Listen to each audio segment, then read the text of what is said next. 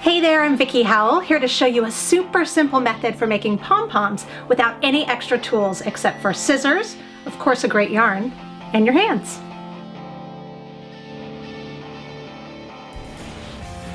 For this pom-pom I'm going to be using Bernat Softy Chunky, which is a bulky yarn, so it's going to make a really nice and meaty pom-pom. So we're going to start by just laying the yarn across our palm and wrapping. And you want to wrap probably for this particular yarn about 50-60 times to get a nice puffy one, making sure while you're going that you keep your hand as uniform as possible. And what I mean by that is you try not to cross your fingers or let it go too far down your fingers. It's not a big deal if you do that, it's just I've found makes it easier to get it a little bit more uniform. So you're just going to keep going.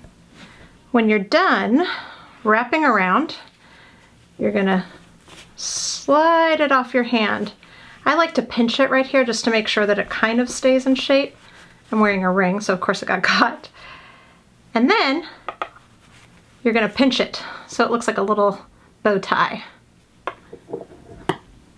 Snip it.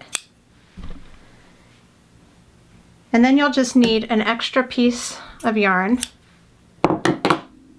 to tie it with. You lay down your little bow tie looking thing and you're going to just knot it around. And you want to make sure that you get it as tight as possible. If you have a friend laying around, borrow their finger to hold it. If not, just do it yourself, because that'll keep all your little fringy bits at the end in place. So you're going to have this little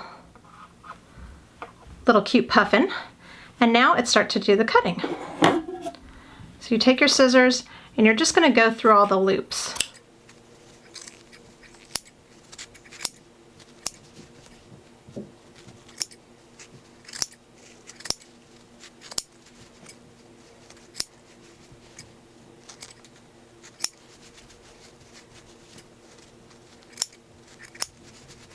Once you're finished, you're going to get what really kind of looks like a hot mess.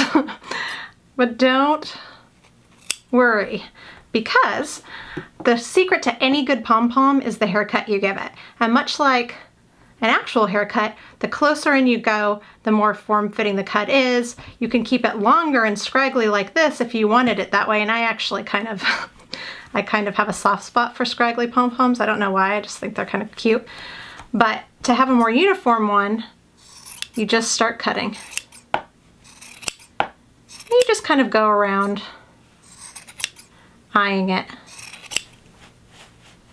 Now there comes a certain point when you get pretty close that you have to make sure that, that you walk away. It is not going to be perfect. One of the coolest things about making pom-poms this way, I think, is that they all have a little personality. So if you want the perfect orb, this may not be the method for you. And you can't make yourself crazy by looking for one little piece of yarn that might be too much longer than the other. There's a certain point where you just have to love the imperfection, love your palm, and walk away from the scissors. So fun, so simple. You're going to be addicted once you get started. You're not going to want to stop, so you might as well adorn everything in sight with pom-poms. They're great on hats, ponchos, and any number of craft and home decor projects. Have fun!